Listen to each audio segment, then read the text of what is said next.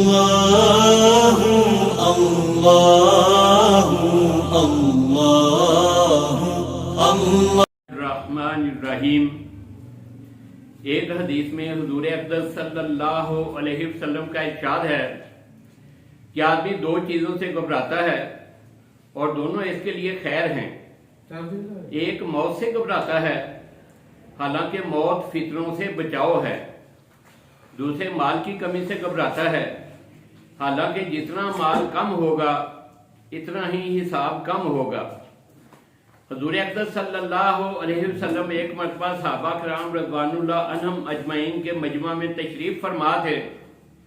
آپ صلی اللہ علیہ وسلم نے ارشاد فرمایا کہ میں نے آج رات جنت کو اور اس میں تم لوگوں کے مرتبوں کو دیکھا ہے۔ اس کے بعد حضرت ابو بکر صدیق رضی اللہ تعالیٰ عنہ کی طرف متوجہ ہو کر فرمایا کہ میں نے ایک شخص کو دیکھا کہ وہ جنت کے جس دروازہ پر بھی جاتا ہے وہاں سے مرحبا مرحبا تشریف لائیے کی آوازیں آتی ہیں۔ حضرت سلیمان رضی اللہ تعالیٰ عنہ نے عرض کیا، یا رسول اللہ، جس شخص کا یہ مرتبہ ہے وہ تو کوئی بہت ہی بلند پایا شخص ہے۔ حضور صلی اللہ علیہ وسلم نے فرمایا یہ شخص ابو بکر ہیں۔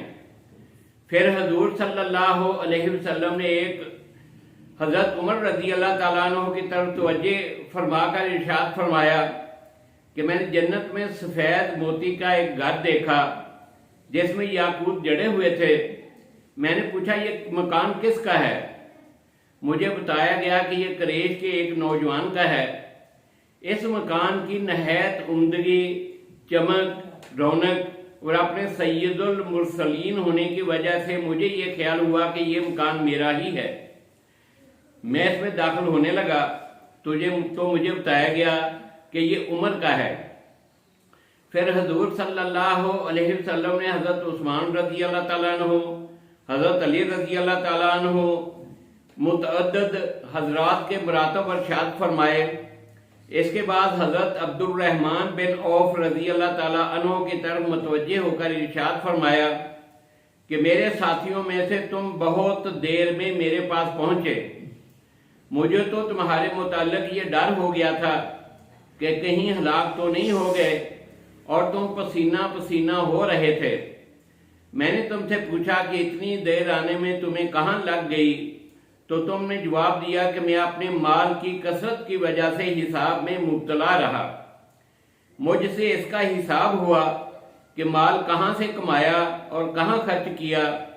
حضرت عبد الرحمن بن عوف رضی اللہ تعالیٰ عنہ اپنے متعلق یہ سن کر رونے لگے اور عرض کیا، یا رسول اللہ، رات ہی میرے پاس مصر کی تجارت سے 100 اونٹ آئے ہیں۔ یہ مدینہ منورہ کے فقراء پر صدقہ ہیں۔ شاید اللہ جل شانہ اسی کی وجہ سے اس دن کے حساب میں مجھ پر تخفیف فرمائیں۔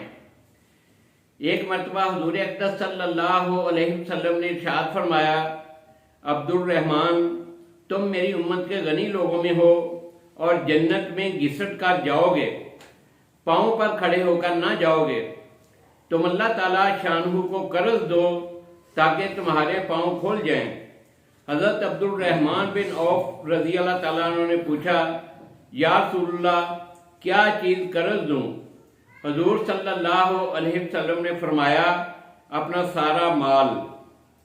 یہ سن کر فوراً اٹھے تاکہ اپنا سب مال لا کر حاضر کریں۔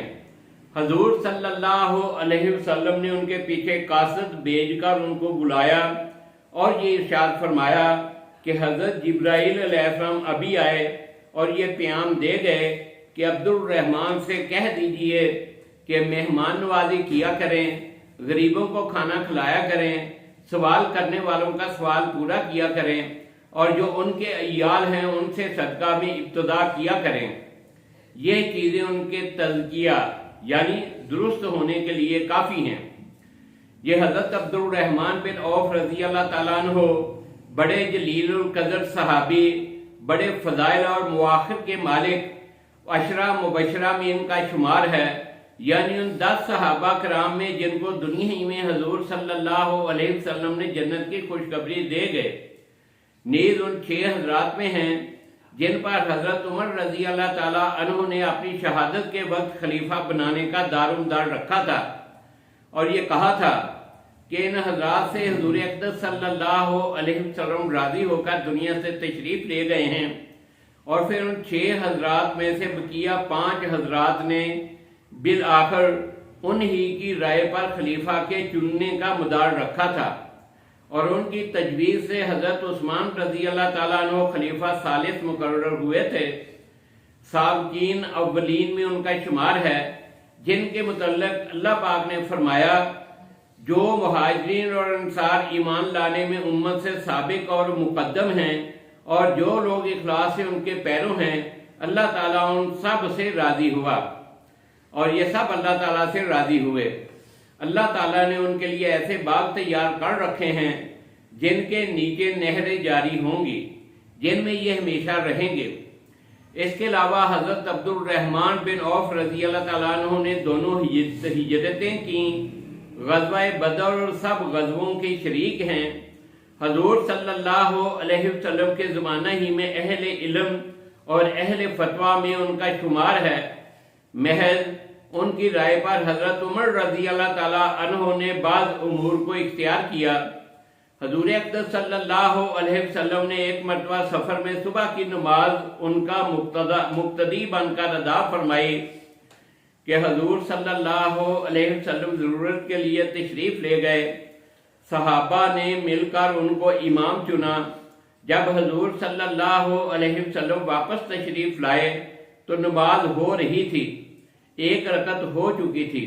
हजूर सल्लल्लाहु अलैहि वसल्लम ने उनकी इक्तदा में नमाज पढ़ी। जब हजरत उमर रज़ी अल्लाह ताला अन्हु खलीफा बने तो पहले साल में अपना कायम मकाम अमीरुल हज बनाकर उनको भेजा। गर्ज बे इंतहा फजाइल के बावजूद उस माल की कसरत ने उनको अपने मर्तबा के लोगों में पीछे कर दिया और माल भी महज हक ताला शानहू के फजल और उसकी अता और उसके इनाम ही से मिला था, वरना बहुत गरीब थे। हजूर सल्लल्लाहु अलैहि वसल्लम ने एक मरतबा सदका की तरगीब दी तो अपने सारे माल का आधा हिस्सा सदका किया। और माल की कसरत का अंदाजा उससे हो सकता है जो अभी गुजरा कि सिर्फ मिस्र की तिजारत से 100 ऊंट सामान के लदे हुए आए थे जो सदका कर दिए। और उसके बाद एक मरतबा 40,000 दीनार सदका की। एक मौका पर 500 घोड़े 500 ऊंट जहाद के लिए दिए और 30,000 गुलाम आज़ाद किए। और एक रवायत में है कि 30,000 घराने आज़ाद किए। हर घराने में नामालूम कितने मर्द औरत बड़े और बच्चे होंगे। एक मरतबा एक ज़मीन 40,000 अशरफियों में फरोख्त की और सब की सब फुकरा मुहाजिरीन और अपने रिश्तेदारों और अज़वाजे मुतहर्रात पर तकसीम कर दी। और अपने इंतकाल के वक़्त जो वसीयत की, इसमें हर शख्स को जो बदर की लड़ाई में शरीक था फी आदमी 400 दीनार वसीयत की थी। उस वक़्त अहले बदर में से 100 आदमी जिंदा थे और एक बाग की वसीयत अज़वाजे मुतहर्रात के लिए की जो 40,000 अशरफियों में फरोख्त हुआ।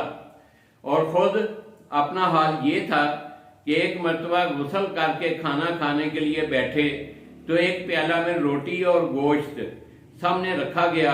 उसको देखकर रोने लगे।